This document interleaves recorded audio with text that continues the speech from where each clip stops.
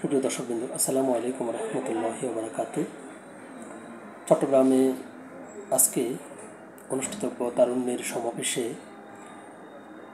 বাংলাদেশ জাতীয় দলের সাবেক অধিনায়ক তামিম ইকবালের যোগ দেওয়ার খবর শোনার পর থেকেই তার ভক্ত এবং অনুরাগীদের মধ্যে একটা আগ্রহ তৈরি হয়েছে যে তিনি সেখানে কি বলবেন। তো তিনি সমাবেশে যোগ দিয়েছেন এবং বক্তব্য দিয়েছেন। তো তিনি সেখানে কি বলেছেন এ নিয়ে একটি খবর প্রকাশিত হয়েছে দৈনিক যুগান্তর পত্রিকায়। চলুন দেখি খবরটির বিস্তারিত কী লিখেছে। চট্টগ্রামে বিএনপির তারুণ্যের সমাবেশে যোগ দিয়ে যা বললেন তামিম।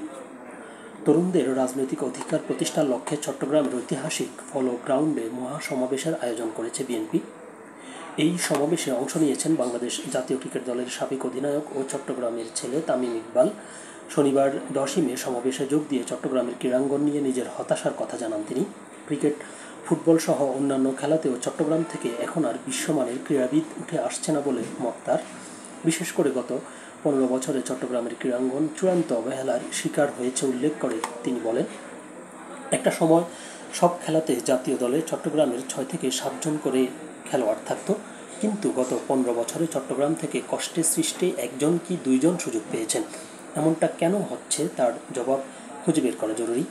ভবিষ্যতে এই চিত্র বদলাবে বলে আশা প্রকাশ করেন জাতীয় দলের সাবেক এই অধিনায়ক এবং দেশসেরা ওপেনার তামিম ইকবাল।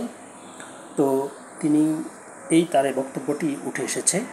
তো অনেকের ছিল হয়তো তিনি রাজনৈতিক বক্তব্য দেবেন বা অন্য বিষয়ে হয়তো কথা বলবেন।